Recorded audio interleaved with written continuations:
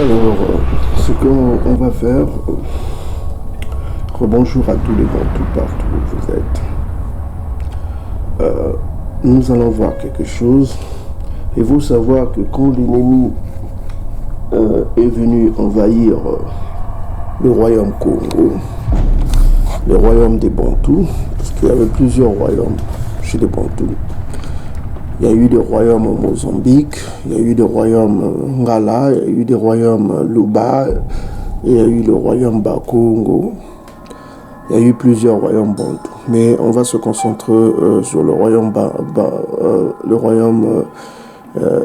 Congo, la grande tribu de Yandi, de Yaoundé. Voilà. Comme dernièrement, on vous avait dit que le prophète Mbwala Mwanda, en 1457, Mbwala Mwanda avait prophétisé l'arrivée des Édomites au royaume Congo, qui vont envahir le royaume Congo et qui ferait des dégâts. Il avait prophétisé l'invasion des Bénin Kadiampenga. Voilà quoi, les enfants du diable qui devaient envahir le royaume Congo. Donc voilà, on a vu que cela s'est accompli. Les Portugais sont venus, tout ça comme ça. Ils ont brûlé les gens, notamment Vitan Kanga qui a été brûlé, qui a été assassiné. Voilà, par Diego Cao. Tous ces impies de merde. Voilà. Donc aujourd'hui, il faut savoir que quand les Édomites venaient, ils étudiaient d'abord le royaume Congo. Ils envoyaient des espions, ils envoyaient des espions pour étudier le royaume Congo. Et ils en ont fait avant et après la chute du royaume. Et quand vous lisez le discours de Léopold de Belgique, vous constaterez qu'il a fait une analyse quasi parfaite des traditions bantoues. Du roi Léopold II à l'arrivée des missionnaires au Congo belge, de voir des prêtres et pasteurs blancs dans cette patrie. Révérend père, pasteurs et chers compatriotes, soyez les bienvenus dans notre grande patrie du Congo belge. La tâche qui vous est confiée de remplir est très délicate et demande beaucoup de tact. Prêtres et pasteurs, vous venez certes pour évangéliser. Mais cette évangélisation s'inspire de notre grand principe, avant tout, les intérêts de la métropole. Le but essentiel de votre mission n'est point d'apprendre aux Noirs à connaître Dieu. Ils le connaissent déjà, depuis leurs ancêtres. Ils prient et se soumettent à Nzambi Mpunu, que je sache, et aussi à Nzambi Mawezi. Ils savent que tuer, voler, coucher avec la femme d'autrui, calomnier, insulter, est mauvais.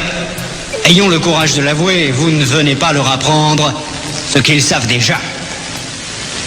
Votre rôle est essentiellement de faciliter les administrateurs et les industriels, c'est-à-dire que vous interpréterez l'évangile de la façon qui sert le mieux vos intérêts dans cette partie du monde. Pour ce faire, vous veillerez entre autres à désintéresser nos sauvages noirs des richesses dont regorge leur sous-sol, afin d'éviter qu'ils s'y intéressent ou qu'ils nous fassent une concurrence meurtrière, rêvant un jour à nous déloger de cette partie avant que nous ne nous enrichissions. Votre connaissance de l'Évangile vous permettra de trouver des textes qui recommandent et qui font aimer la pauvreté. Par exemple, « Heureux les pauvres, car le royaume des cieux leur appartient. » Il est plus difficile pour un riche d'entrer au ciel qu'à un chameau de passer par le trou d'une aiguille, etc.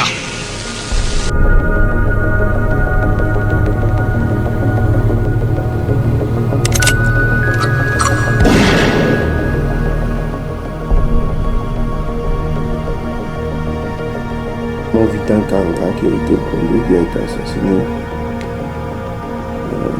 Voilà, par Diego Cao. Tous ces impies de merde. Voilà. Donc aujourd'hui, il faut savoir que quand les Édomites venaient, ils étudiaient d'abord le royaume Congo. Ils envoyaient des espions, ils envoyaient des espions pour étudier le royaume Congo. Et ils en ont fait avant et après la chute du royaume.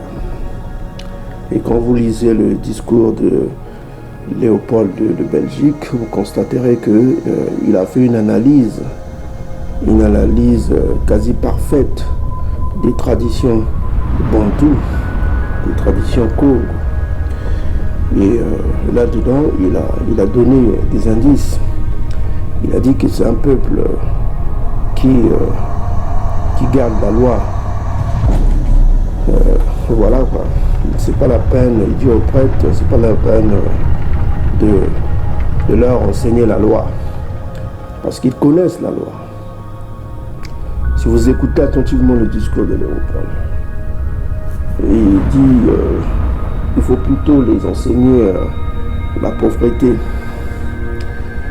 Alors,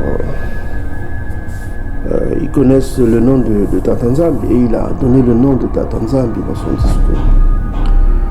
Ce qu'il faut savoir, c'est que il a donné le nom de Tata Nzambi dans son discours.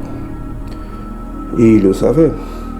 Ce qu'il faut savoir, on va aller dans cette Bible-là, cette ancienne Bible. C'est une Bible de 1611 que vous pouvez voir vous-même ici. De 1611, King James. On va voir quelque chose d'intéressant. Et puis ici, on parle des translateurs et des readers. Voilà quoi. Qui ont traduit cette bonne Bible. Et on va aller dans le livre de Ezra. Ezra, que vous appelez Ezra. Ezra,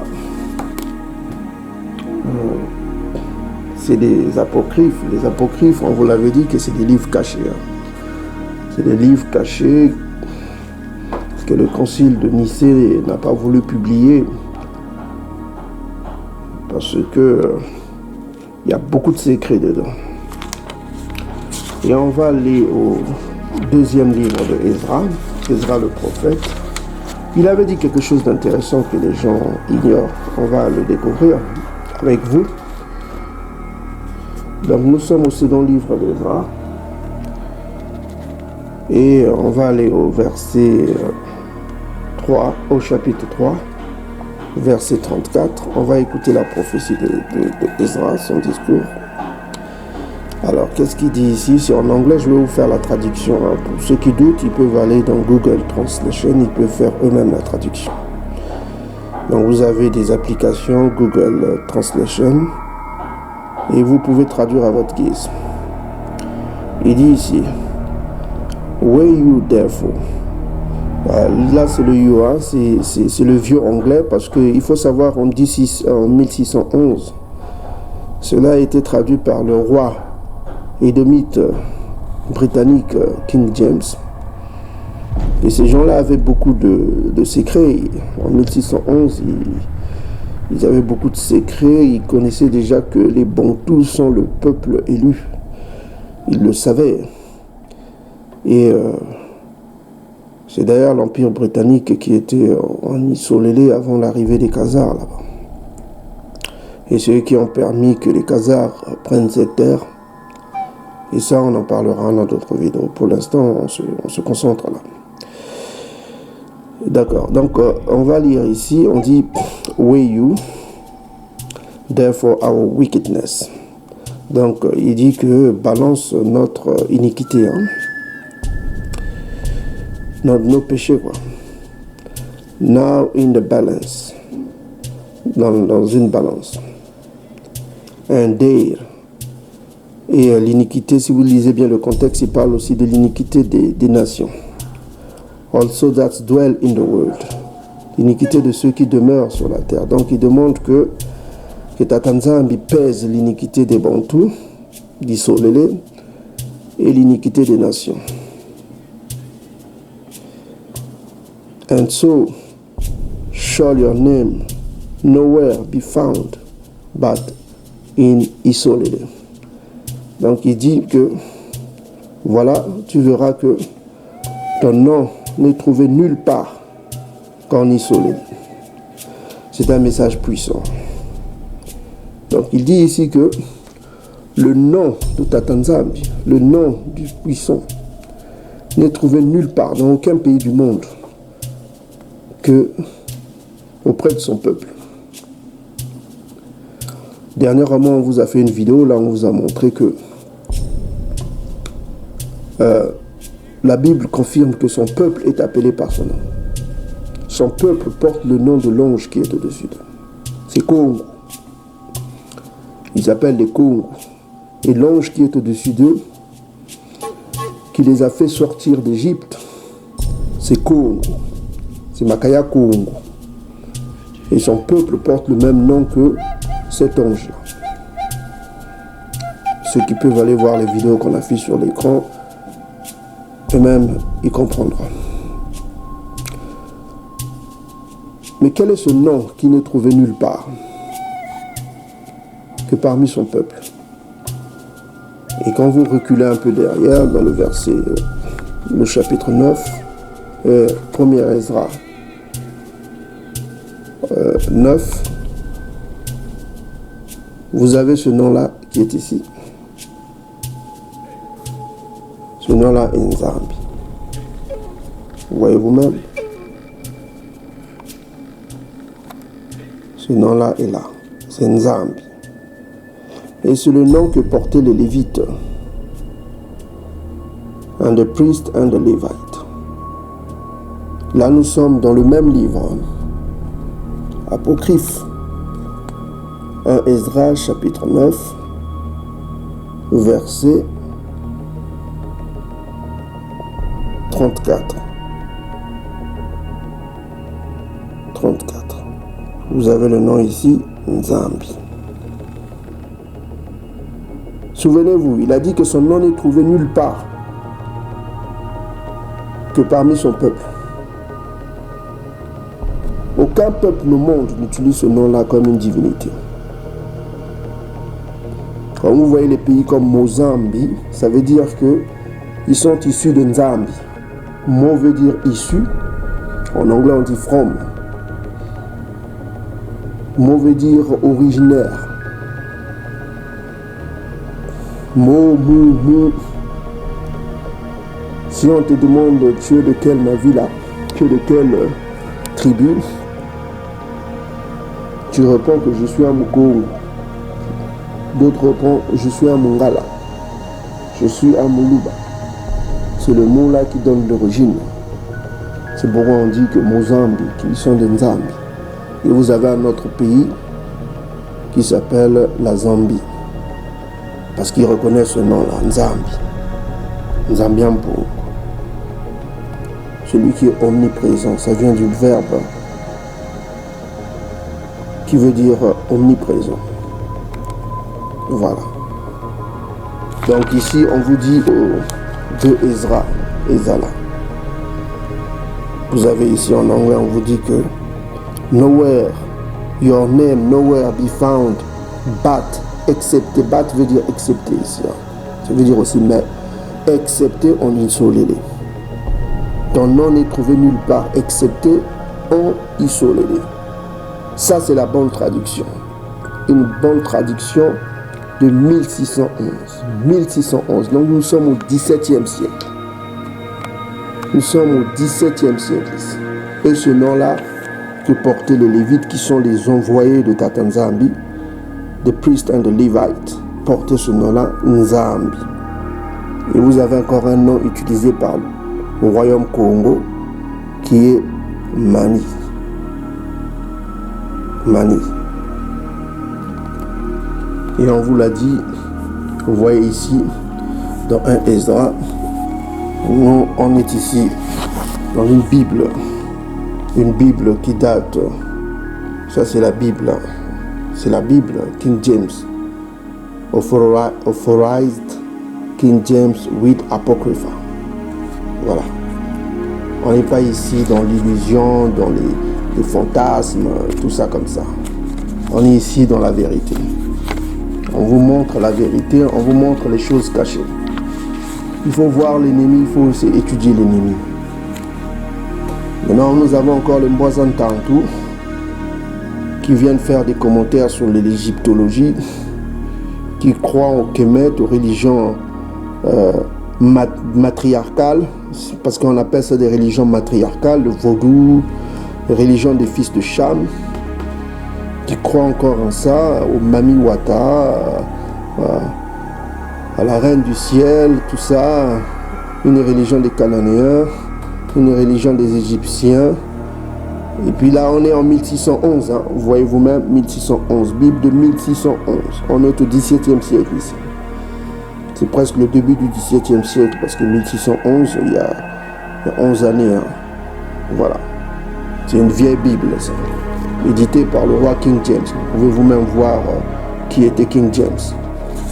Et on est allé, nous on donne des preuves. Hein. On n'est pas ici dans des fantasmes idiots, tout ça comme ça.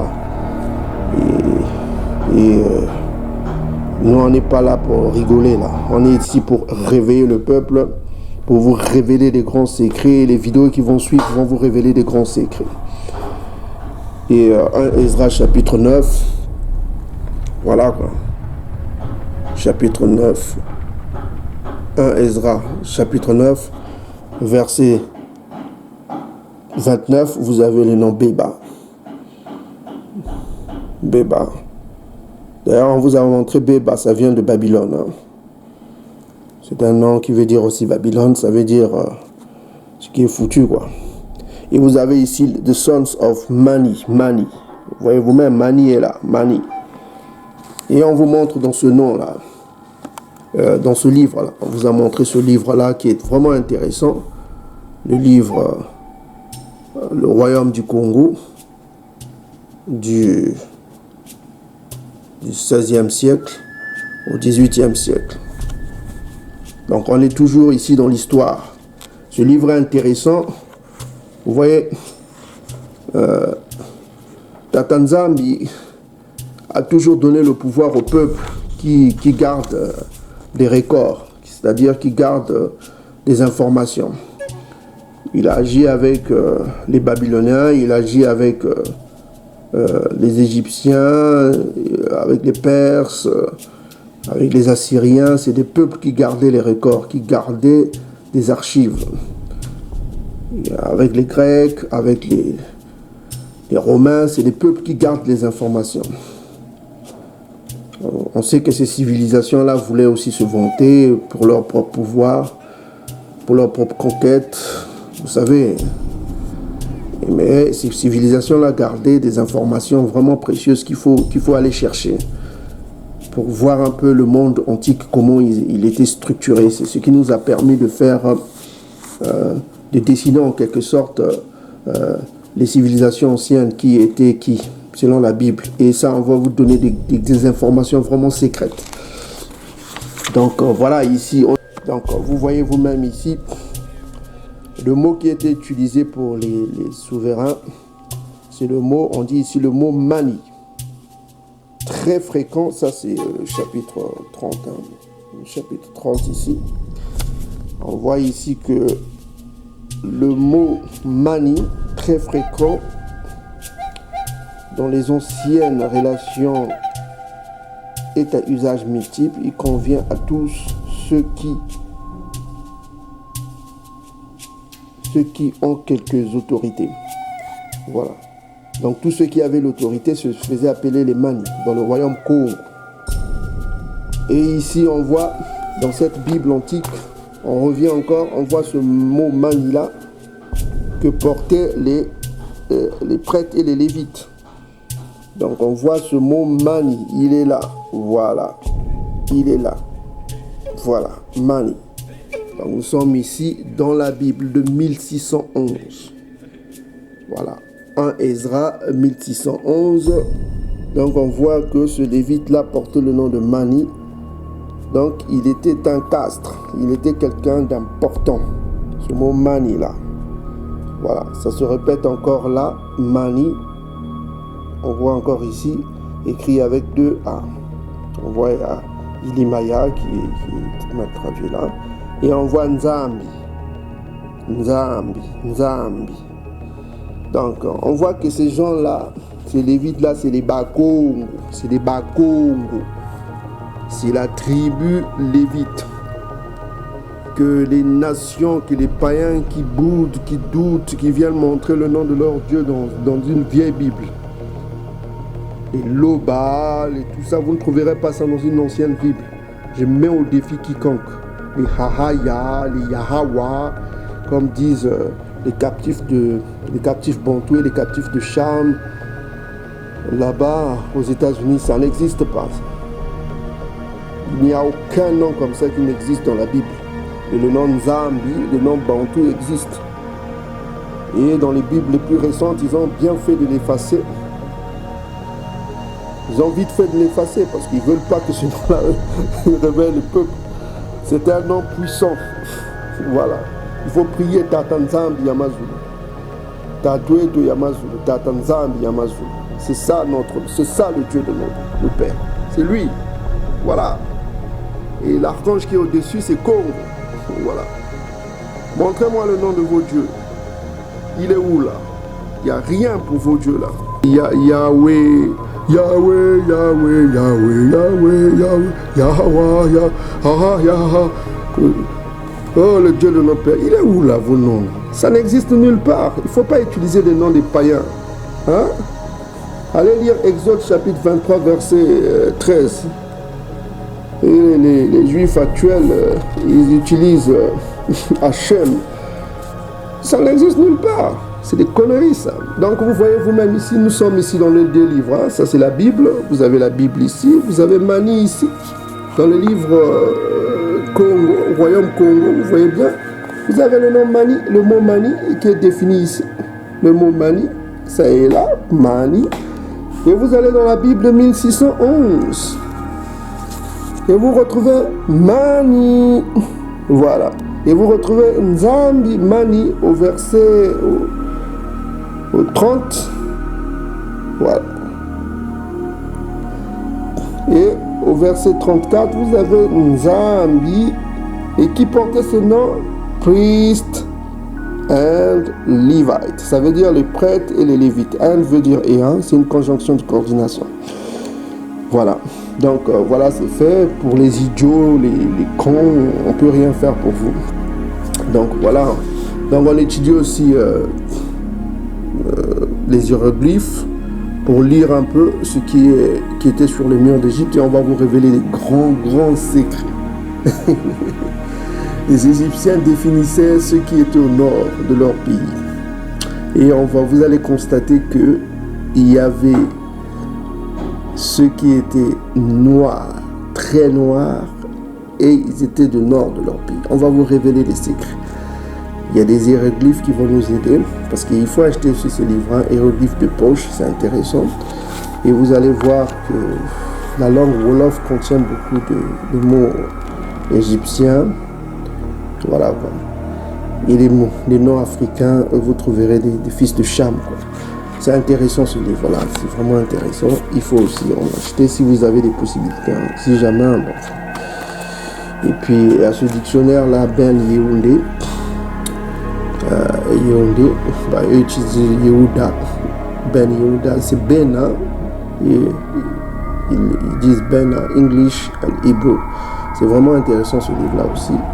On va vous révéler d'autres secrets que vous ne trouverez dans aucune chaîne. Voilà, c'est ça.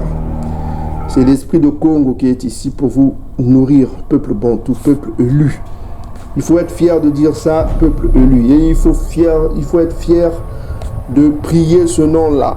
Nzambi, Yampung, Nzambi Abeto. Voilà, il ne faut pas avoir honte de son nom. Son nom est biblique, ça est là. Les pasteurs vous diraient, oh, oubliez ce nom-là, priez Yahweh, Yahweh, Yahweh dans les églises, Jésus, Jésus.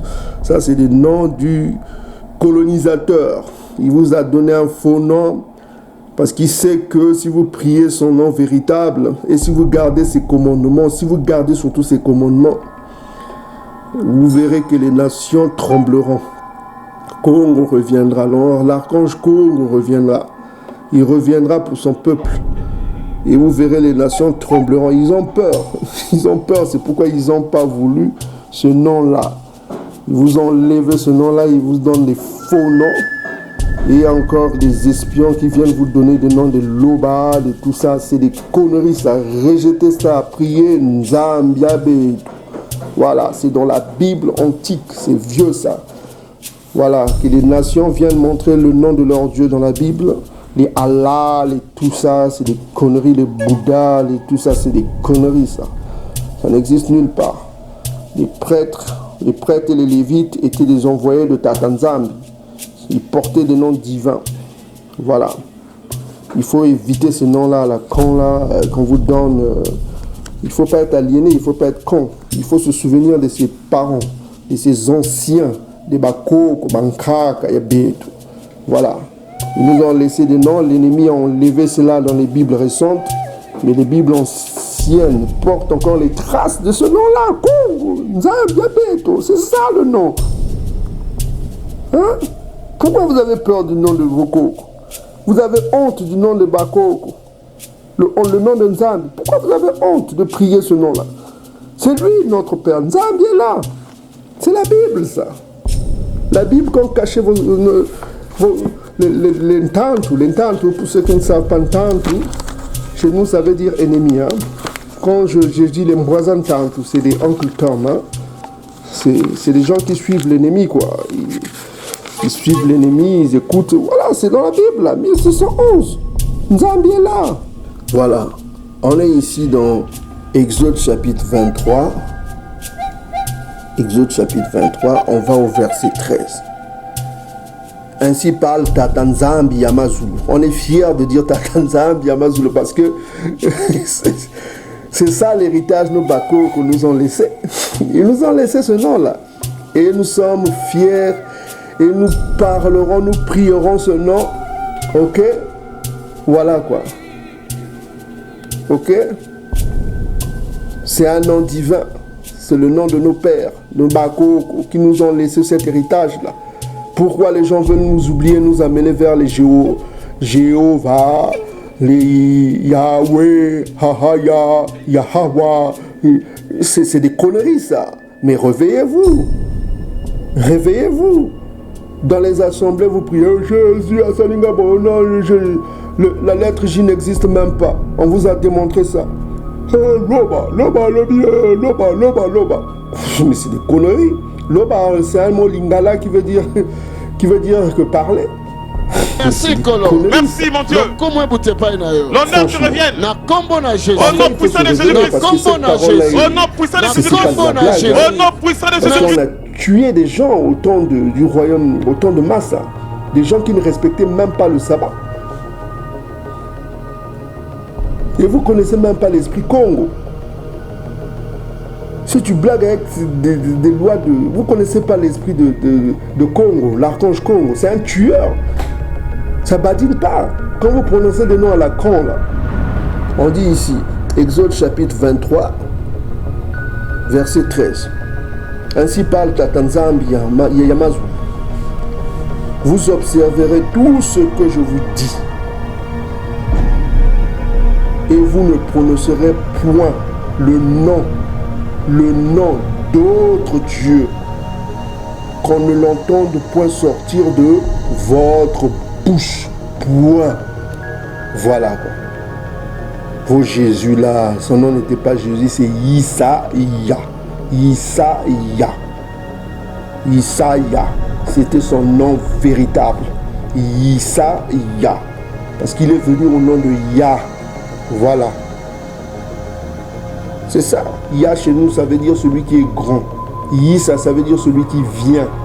Yissa. C'est un nom, un Bakongo. On vous a prouvé que les Bakongo étaient les Lévites. Les Bakongo étaient de la tribu de Juda, la tribu de Benyamoun. C'est 3 tribus et c'est des Bakongo. On vous l'a prouvé.